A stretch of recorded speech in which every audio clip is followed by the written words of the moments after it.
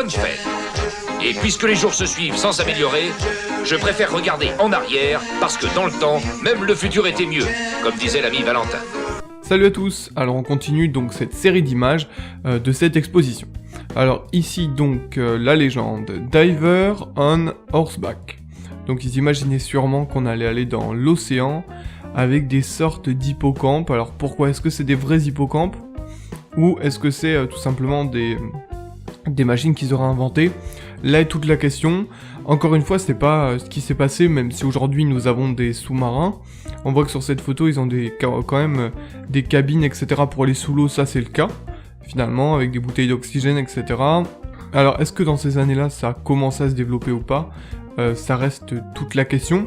Mais dans l'ensemble, ils avaient pas totalement tort sur l'exploration sous-marine en elle-même, où on allait quand même observer un petit peu tout ce qui allait se passer dans les fonds marins, même si on n'est pas descendu très très loin, mais on a pu quand même observer pas mal de choses. Mais sur la forme, bon bah comme d'habitude, hein, c'était impossible de prévoir exactement ce qui allait se passer. Surtout les Enfin, pourquoi avoir mis des hippocampes? Est-ce que ça a une importance quelconque? Est-ce qu'ils pensaient que cette espèce allait évoluer? Ou est-ce que, comme je le disais précédemment, c'est juste des machines? C'est la question. Mais voilà, l'exploration sous-marine, on va dire qu'elle a énormément évolué, qu'on a beaucoup de machines pour pouvoir y aller, et finalement ils n'avaient pas totalement tort que dans les années 2000, on puisse comme ça observer des fonds marins. Alors ici on a un dîner mondain, on a un dîner bourgeois, tout ce qui est le plus classique. Je dirais que par le fait qu'il y ait finalement peu de choses à l'écran, peu de choses sur cette image, ça prouve quelque chose, c'est que il n'avait pas totalement tort sur le fond des choses. Finalement, quelle que soit, on va dire, l'époque, les dîners restaient des dîners, en fait, hein, tout simplement. Et les costumes, etc., là, c'est difficile, hein. C'est un peu intemporel comme photo, même si, bien sûr, on n'a pas ces habits-là. Quoique, dans certains milieux un petit peu, toujours un petit peu mondains, on a ça, hein, finalement. On a des costards cravates, il n'y a rien de... Enfin, là, c'est plutôt des nœuds papillons. On a, finalement, une image assez proche. Des décors comme ça existent encore à Paris, dans les grandes villes. Des décors, bien sûr c'est pas réservé à toutes les couches de la population, hein, c'est des choses très bourgeoises, mais finalement sur cette photo, on voit pas beaucoup de détails qui pourraient la dater, à part que bon, leur époque voulait que, après les coupes de cheveux sont un peu spéciales, mais bon, finalement les coupes de cheveux, chacun a une coupe de cheveux différente. Les robes des femmes sont, elles sont ce qu'elles sont, hein. Ça a un peu évolué bien sûr, on n'est pas sur ce modèle de robe là. Alors c'est difficile de juger une photo comme ça, elle a ses atouts et ses inconvénients, mais tout ça évolue très lentement.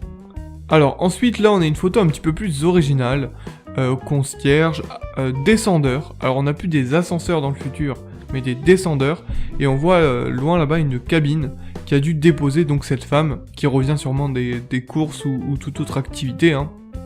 Elle a l'air de tenir quelque chose entre les mains, et la concierge lui dit, descendez. Alors, il prévoyait donc qu'on ait une société où au sol, et pourtant forcément il y aurait une entrée par le sol, ça aurait pas beaucoup de sens. Imaginons si les machines sont cassées, ils font comment pour partir? Ouais, ils avaient pensé à des choses... On voit même les boîtes aux lettres, on voit une boîte aux lettres. Est-ce juste celle de la concierge, ou est-ce qu'elle dirige tous les étages? C'est la question. Ce n'est malheureusement pas le cas aujourd'hui, ce sera intéressant d'avoir une cité entièrement aérienne. Je pense que ce sera un projet de fou, vraiment à envisager, mais qui finalement plairait à beaucoup de gens.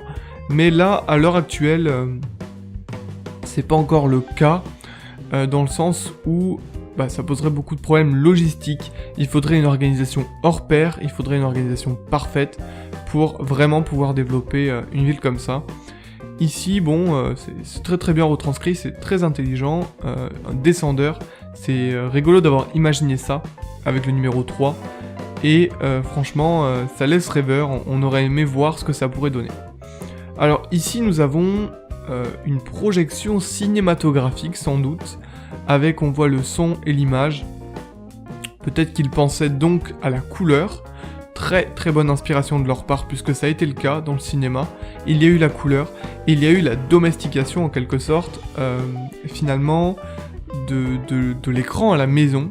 Parce que là, ils sont très très proches finalement de la réalité, à part par les moyens techniques, parce qu'ils ne pouvaient pas prévoir les micros, les haut-parleurs, etc. Mais ils avaient pas tort du tout. On dirait même qu'ils jouent pas un rôle, mais qu'ils commandent les images, la personne là-bas, là, au bout, assise dans sa chaise.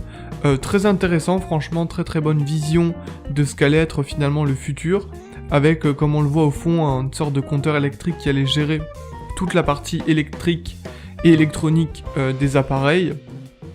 Et c'est vraiment une photo intéressante, parce qu'ils avaient pensé à des choses qui finalement se sont réalisées. Le fait d'avoir la colorisation à la maison, c'est arrivé très très tard, à ce que certains pourraient croire, c'est arrivé assez tard dans les foyers. Donc c'est une vision particulièrement juste. Il tape juste sur beaucoup de photos quand même, et on voit qu'il utilise même ses pieds ou des sortes de pédales pour diriger. On a trouvé quelque chose d'encore plus simple, on a une télécommande tout simplement. Donc sur cette image, on peut dire qu'ils ont vraiment tapé juste dans l'ensemble. On voit toute la minutie du détail de l'image, ça a dû demander beaucoup de travail quand même. Je l'ai pas dit depuis le début, mais ça a dû leur demander énormément d'efforts de dessiner de tels détails sur les photos. Alors là, pour la dernière de la série, on a donc un homme parlant à une sorte de machine. Alors qu'est-ce que c'est? J'ai du mal à comprendre. Il n'y a pas de légende sur cette photo, il a l'air de travailler dans un bureau. Ça a l'air d'être un bureau, donc quelque chose de son lieu de travail. On voit donc une sorte de téléphone géant. Ah oui, d'accord, je viens de comprendre. Donc apparemment, ce serait une sorte de machine à écrire automatisée, à sa façon de faire. Ça existe en quelque sorte. Alors ça existe dans le fait qu'on ait des dictaphones maintenant, donc ça permet finalement de simplifier la chose, et certaines choses peuvent, comme par exemple avec les téléphones portables, on peut écrire à partir de notre voix, donc ça retranscrit notre écrit, mais l'écrit reste encore parlé, et on a des machines, finalement on a l'ordinateur qui nous permet d'écrire. Ils ont pas totalement tort non plus, on peut pas leur enlever ça, c'est pas une vision totalement fausse, il y a du très très bon dans ça, donc voilà, l'image est retranscrite très bien, finalement ce qui se passe, donc il y a rien à dire de spécial, à part que finalement ça existe actuellement tout ça, et c'est très très intéressant d'avoir trouvé les bonnes idées qui par le futur vont être finalement réalisées, et qui vont s'accomplir dans le futur. Voilà, c'est à présent terminé, je vous remercie d'avoir regardé cette vidéo, si vous avez apprécié n'hésitez pas à laisser un pouce bleu, vous abonner et partager, et moi je vous dis à la prochaine.